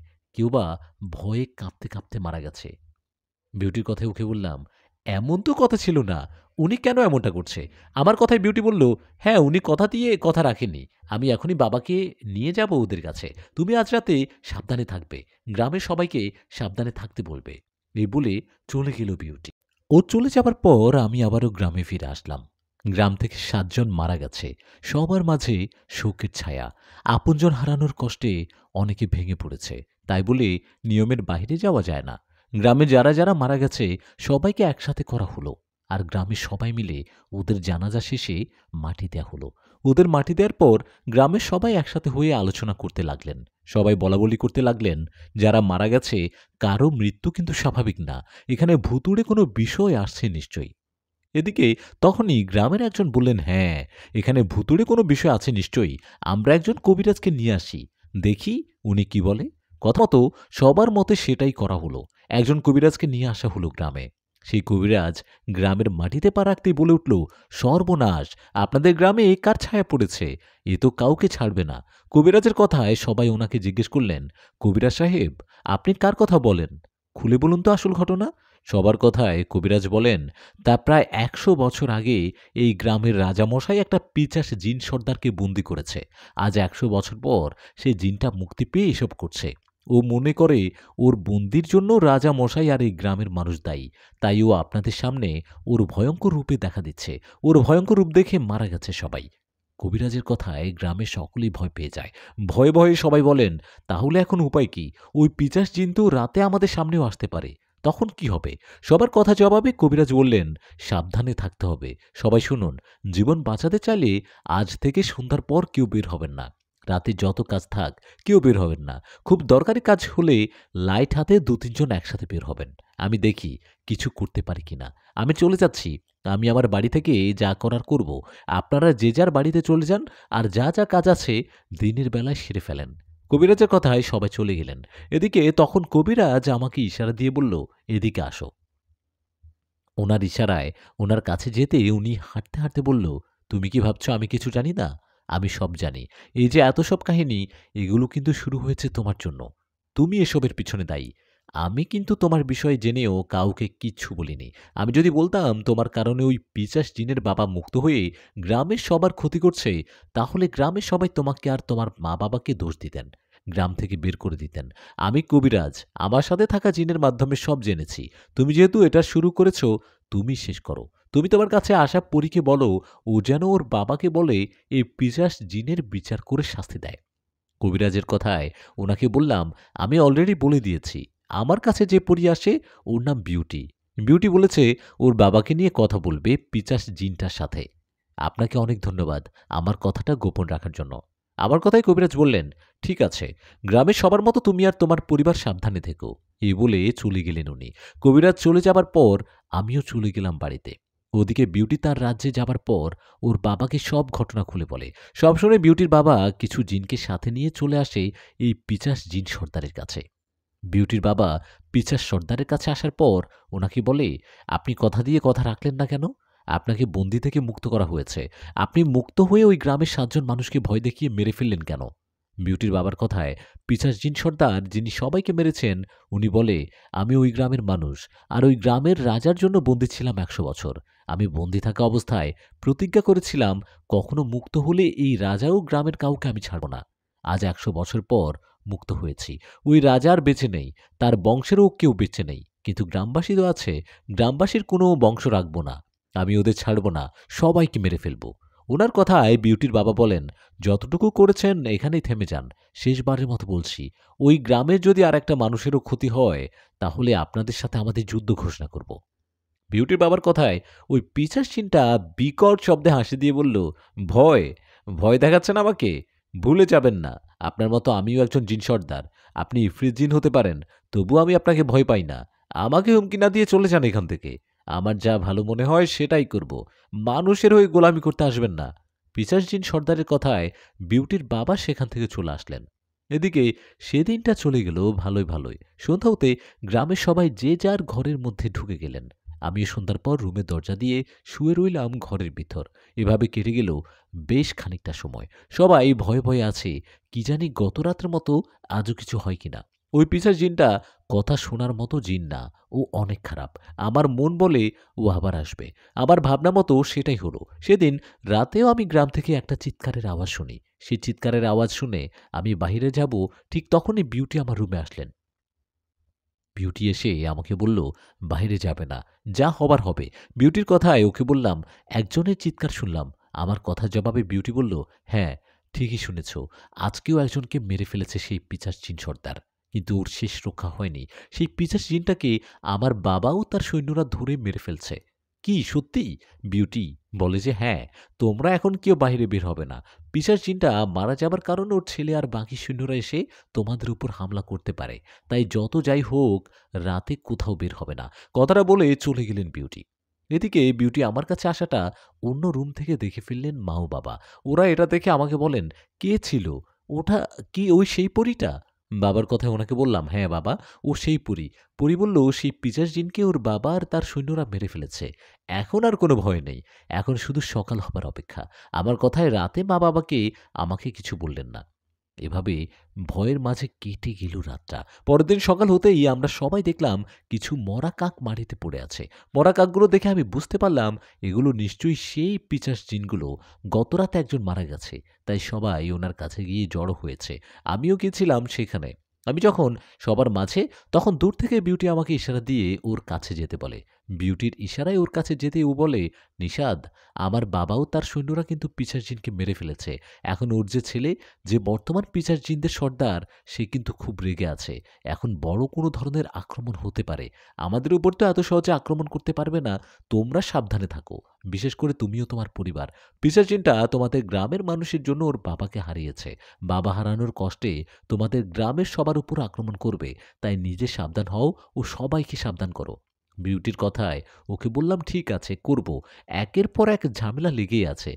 গ্রামে সবাই এখন বিপদে। তার উপর আবার মা বাবা তোমাকে মেনে নিচ্ছে না। আমি এখন কি করব বলো? আমার কথায় বিউটি বলল, নিষাদ, মন খারাপ করো না। এই বিপদ থেকে আরে সবার রক্ষা হোক আগে। তারপর আমি বাবাকে বলবো তোমার বাবার সাথে যেন কথা বলে। এসব নিয়ে একদম চিন্তা করো না। আজকে রাতটা ভালোভাবে থাকবা। রাতে কোথাও বের হবা না কিন্তু। কথাটা বলে চলে গেল বিউটি। ও চলে যাওয়ার পর আমি আবার সবার কাছে গেলাম। সেখানে যাবার পর গতরাতে মারা যাওয়া ব্যক্তি জানাজা ও মাটি দেওয়া শেষে ভাবলাম গ্রামের সবাইকে সাবধান করি। কিন্তু পরে ভাবলাম, যদি ওরা জিজ্ঞেস করে তুমি কিভাবে জানলে এসব? এসব কিছু চিন্তা করে আমি চলে গেলাম গতকাল গ্রামে আসা সেই কবিরাজের কাছে। আমি ওনার কাছে গিয়ে সব খুলে বললাম ওনাকে। ওনাকে বললাম উনি যেন গ্রামে এসে সবাইকে সাবধান করেন। কেননা ওই পিশাচ জিনগুলো আজকে রাতে আক্রমণ করতে পারে গ্রামের সবাইকে। আমার কথায় কবিরাজ আমার সাথে আসলেন। উনি আমার সাথে গ্রামে এসে সবাইকে একসাথে জড়ো করে বললেন, গ্রামবাসী সবাই শুনেন, আমি গতকাল আপনাদের যে পিশাচ জিনটার কথা বলছি, যে পিশাচটা এই গ্রামের মোট ৮ জন মানুষকে মেরে ফেলেছে, সেই পিশাচটাকে অন্য ভালো জিনেরা মেরে ফেলেছে। ওই খারাপ পিশাচ জিনকে মারার ফলে তার ছেলেও তার গোত্রের জিনেরা রেগে গ্রামে আক্রমণ করতে পারে। তাই গতরাতের মতো আজকের রাতেও সবাই সাবধানে থাকবেন। বাইরে যত যাই হোক না কেন, কেউ ঘরের বাহিরে কিন্তু বের হবেন না একদম। কবিরাজের কথায় সবাই রাজি হয়ে যে যার বাড়িতে চলে গেল। এদিকে তখন কবিরাজ আমাকে বললেন, নিষাদ, তুমি কিন্তু সাবধানে থেকো, কারণ সবার থেকে তোমার উপর রাগ বেশি ওদের। কথাটা বলে চলে গেল কবিরাজ। উনি চলে যাবার পর আমি চলে গেলাম বাড়িতে। রাতে যে কি হবে সেটারই চিন্তা হচ্ছে। এসব নিয়ে ভাবতে, ভাবতে দিনটা কেটে গেল। সেদিন রাতের বেলা দরজা লাগিয়ে বাবার রুমে বসেছিলাম। তখন বাবা আমাকে বলল, "আচ্ছা গ্রামে এসব কি হচ্ছে? কবিরাজ সবাইকে কি বলছে এসব? নিশাত তুই কি জানিস এগুলোর কারণ?" বাবার কথায় ওনাকে বললাম, "হ্যাঁ বাবা, আমি সব জানি বাবা। বিউটি পরী আমাকে সব বলেছে। গতরাতের মতো আজ রাতেও সাবধানে থাকতে হবে। ওই পিশাচ জিনেরা আক্রমণ করতে পারে আজ রাতে।" আমার কথায় বাবা বললেন, "এই জিনপরির ঝামেলা আর কতদিন থাকবে? এসবের কারণ তুই, আমি ভালোভাবে বুঝতে পারি। আমি আর এগুলোর মাঝে তোকে দেখতে চাই না। আর এটাই চাই না ওই বিউটি পরী তোর কাছে আসুক। আমি কালকে তোর বিয়ে দিব, তোর মামাতো বোন খুশির সাথে।" "কি? খুশির সাথে মানে?" "না, না, আমি ওকে বিয়ে করতে পারব না। আমি বিউটি পছন্দ করি, ভালোবাসি, ওকে ছাড়া আর কাউকে বিয়ে করব না আমি।" আমার কথায় বাবা রেগে গিয়ে বললেন, "পরীর সাথে কিসের ভালোবাসা? আমি এসব মানি না। নিশাতের মা, ওকে বোঝাও। আমি কোনো পরীর সাথে ওর বিয়ে দিব না। ওর মামার সাথে আমার কথা হয়েছে। ওর মামা বিয়েতে রাজি। কালকেই ওর মামাতো বোন খুশির সাথে ওর বিয়ে দিব। একবার বিয়েটা হয়ে গেলে এসব জিন পরীর ঝামেলা সব দূর হয়ে যাবে।" বাবার কথায় মনটা খারাপ করে রুমে চলে গেলাম। এমনিতেই এই পিশাচ জিনেরা পিছে পড়ে আছে। তার উপরে আবার মা-বাবা বিউটিকে মেনে নিচ্ছে না। এসব ভেবে মন খারাপ করে না ঘুমিয়ে শুয়ে আছি বিছানায়। রাত একটু গভীর হতে হঠাৎ করে শুরু হলো বাতাস। শুরুটা বিষয়টা স্বাভাবিক ভাবলেও পরে সেই বাতাস থেকে শুরু হলো ঝড় ও তুফান। বাইরে এতটা ঝড় তুফান শুরু হলো যে মনে হচ্ছে আমাদের বাড়িটা উড়িয়ে নিয়ে যাবে। এদিকে তখনই শুনতে পেলাম ভয়ঙ্কর আওয়াজ। কে যেন ঘরের চারিদিকে ঘুরছে আর ভয়ঙ্কর আওয়াজ করছে। এমন অবস্থায় ভয়ে বিছানায় গুটিসুটি হয়ে বসে দোয়া কালাম পড়তে লাগলাম। এদিকে ঠিক তখনই আমার দরজার সামনে থেকে ডাকতে লাগলো বিউটি পরী। বিউটিটাকে বিউটিটাকে আমি রুম থেকে বললাম, "কে? কে ওখানে?" আমার কথায় বিউটি বলল, "নিশাত ভয় পেও না। আমি বিউটি। দরজা খোলো আর আমার সাথে আসো।" বিউটির কথায় আমি চুপ করে ভাবতে লাগলাম, এ কি আসল বিউটি নাকি পিশাচ জিন? এদিকে তখনই বিউটি আবারও ডাকতে লাগলো আর বলল, "দরজা খুলো, ভয় পেও না।" ওর ডাকে আস্তে করে উঠে দরজার কাছে গিয়ে ফাঁকা জায়গা দিয়ে উঁকি দিয়ে বাইরে তাকিয়ে দেখলাম সত্যি বিউটি দাঁড়িয়ে আছে। বিউটিকে দেখে দরজা খুলে বললাম, "বিউটি, তুমি?" "আমার তো অনেক ভয় করছে বাইরে থেকে। কে জানি ভয়ংকর আওয়াজ করছে।" আমার কথায় বিউটি বলল, "এসব পিশাচ জিনেরা করছে। তুমি ভয় পেও না। আমার সাথে আসো। আজ ওদের শেষ করে ফেলবো। বাবা তোমাকে ডাকছে। আসো, আমার সাথে আসো।" বিউটির কথায় আমি আর কথা না বাড়িয়ে নিজের ইচ্ছের বিরুদ্ধে ওর সাথে হাঁটতে লাগলাম। আমি যখন ঘরে ছিলাম তখন মনে হচ্ছিল বাইরে ঝড় হচ্ছে। কিন্তু বাইরে আসার পর তো দেখছি যে সব স্বাভাবিক। বাইরে কিছুই নেই। আমি বিউটির সাথে হাঁটছি। হঠাৎ একটা কথা মনে পড়ল। বিউটি আমার রুমে সরাসরি না ঢুকে দরজার বাইরে থেকে আমাকে ডাকলো কেন? এই কথাটা মনে হওয়ায় ওকে জিজ্ঞেস করলাম। আমার কথাটা শুনে বিউটি আমার দিকে ঘুরে বিকট শব্দে হাসতে লাগলো আর ওর রূপ পরিবর্তন করলো। সর্বনাশ! এ তো বিউটি না, এ তো পিশাচ জিন। ও রূপ পরিবর্তন করার সাথে সাথে আমাকে কয়েকটা পিশাচ জিন এসেই ঘিরে ধরল। ওরা আমাকে ঘিরে ধরায় আমি বুঝতে পারলাম আমি বাইরে এসে কি ভুলটাই না করেছি। এই পিশাচ জিনটা বিউটির রূপ নিয়ে আমাকে বাইরে নিয়ে আসছে। আমি বিষয়টা বুঝতে পারলাম কিন্তু দেরিতে। এদিকে সেই পিশাচ জিনগুলো আমাকে ধরে একটা ফাঁকা জায়গা নিয়ে গেল। সেখানে নিয়ে যাবার পর সব পিশাচ জিনের সর্দার আমাকে উদ্দেশ্য করে বলল, "কি ভেবেছিলি তুই বেঁচে যাবি? তোর কারণে আজ এসব হচ্ছে। তোদের গ্রামের মানুষের জন্য তোর ভালোবাসা। ওই বিউটিপুরীর বাবা আমার বাবাকে মেরে ফেলছে। আমার বাবার মৃত্যুর জন্য এই গ্রামবাসী দায়ী। আমি কাউকে ছাড়ব না। সবাইকে মারব। তার আগে মারব তোকে। তোর মৃত্যুর তোর ওই ভালোবাসার বিউটি বুঝতে পারবে যে আপনজন হারানোর কষ্ট, তোর মৃত্যু হবে ভয়াবহ।" কথাটা বলে সেই পিঠের সর্দার আমার দিকে এগিয়ে আসতে লাগলো। এদিকে তখন প্রাণের ভয়ে আমি চিৎকার করছি। কিন্তু আমার চিৎকার যেন তখন কিছুই হচ্ছে না। সেই পিশাচিন সর্দার আমাকে ধরে একটা আঘাত করল। উনার আঘাতে আমি ছিটকে গিয়ে পড়লাম দূরে কোথাও। তখন উনি আবারও আমার দিকে এগিয়ে আসতে যাবেন। ঠিক তখনই সেখানে আলোর ঝলকানিতে এসে উপস্থিত হলেন বিউটির বাবা ও তার সৈন্যরা। ওরা এসেই কোনো কথা না বলে সেই পিশাচ জিনদের উপর ঝাঁপিয়ে পড়ল। শুরু হলো ওদের মধ্যে যুদ্ধ। এদিকে আমি আঘাত পেয়ে পড়ে আছি মাটিতে। তখন বিউটি আমার কাছে এসে আমাকে ধরে বসালো। ওদিকে বিউটির বাবার সৈন্য ও জিনরা পিশাচ জিনদের সাথে যুদ্ধ করছে। ওদের যুদ্ধের সময় ভয়ঙ্করভাবে আওয়াজ আসছে। মনে হচ্ছে কেউ কাউকে চাবুক পিঠে করছে। এসব দেখে ভয়ে আমি গুটিসুটি হয়ে বসে রইলাম। এভাবে বেশ কিছুক্ষণ চলার পর সেই পিশাচ জিনরা অনেক আহত হলেন। আর পিশাচ জিনের সর্দার বিউটির বাবার পায়ের কাছে নত হয়ে মাপ চাইতে লাগলো। বলল, "আমাকে মাপ করে দিন। আমি ভুল করেছি। আমি আমি আর কোনোদিন এসব করব না। আপনি আমাকে ছেড়ে দিন।" পিচার সর্দারের কথায় বিউটির বাবা বললেন, তোমাকে অনেকবার সাবধান করেছিলাম, কিন্তু তুমি শোনোনি। তোমাকে ছেড়ে দিলে তুমি আবারও গ্রামের মানুষদের ক্ষতি করবে। তোমার মতো খারাপ জিনদের জন্য মানুষরা সব জিনপরিকে খারাপ ভাবে, ভয়ঙ্কর ভাবে। তোমার কোনো ক্ষমা নেই। কথাটা বললেই বিউটির বাবা সেই পিশাচ সর্দার সহ তাদের প্রধান প্রধান খারাপ ও দুষ্ট জিনকে মেরে ফেলল। ওদের এই অবস্থা দেখে আমি নিজেকে ধরে রাখতে পারিনি, জ্ঞান হারিয়ে ফেলি। আমার যখন জ্ঞান ফেরে তখন আমি নিজেকে আমার রুমে দেখতে পারি। আমার জ্ঞান ফেরার পর দেখি মা-বাবা আমার পাশে বসে আছে। আমি ওদের দেখে বললাম, "মা-বাবা, তোমরা? আমি এখানে কিভাবে আসলাম? ওরা কোথায়? বিউটি কোথায়?" বিউটির বাবা ওই পিশাচ-জিনদের মেরে ফেলেছে, আর কোনো সমস্যা হবে না। আমার কথায় বাবা মাকে বললেন, "নাও, ওকে রেডি করো। ওরা আসছে।" আমি একটু এগিয়ে দেখি। বাবার কথায় কিছু বুঝতে না পেরে আমি বললাম, "রেডি করো মানে কি? মা-বাবা কি বলে?" আমার কথায় মা বলল, তোকে বিয়ের জন্য রেডি করতে বলছে। তোর মা মামিও খুশি আসছে আমাদের বাড়িতে। একটু পর বিয়ে হবে তোদের। মায়ের কথায় বিছানা থেকে উঠে বললাম, কি বলো? না না, আমি এই বিয়ে করতে পারবো না। আমার কথায় মা বললেন, সেটা তোর বাবাকে গিয়ে বল। আর বিয়ে করবি না কেন? খুশি কি দেখতে খারাপ? একবার বিয়েটা হোক, সব ঠিক হয়ে যাবে। আমরা তোর মা বাবা। যদি আমাদের ভালো চাস তো বিয়েটা কর। মা বাবার কথায় আমি যেন বাধ্য হয়ে পড়েছি। নিজের ইচ্ছের বিরুদ্ধে মনে হচ্ছে বিয়েটা করতে হবে। আমি মন খারাপ করে বসে আছি। একটু পর মামা-মামী, মামাতো বোন খুশি আসলো। ঝামেলা হতে পারে বলে বিয়েটা আমাদের বাড়িতেই হচ্ছে। ওরা চলে আসার পর আমাদের বিয়ের কাজ শুরু হলো। ভালোবাসি বিউটিকে। বিয়ে করতে হচ্ছে মামাতো বোনকে। এর থেকে কষ্টের মুহূর্ত কি হতে পারে? নিজের ইচ্ছের বিরুদ্ধে কিছুক্ষণের মধ্যে খুশির সাথে আমার বিয়ে হলো। ওর সাথে বিয়ে শেষে বাসর ঘরে খুশি বসে। আমি রুমে প্রবেশ করে দরজা লাগিয়ে বিছানায় বসে খুশিকে উদ্দেশ্য করে বললাম, "খুশি, দেখো, আমি তোমাকে কিছু কথা বলি।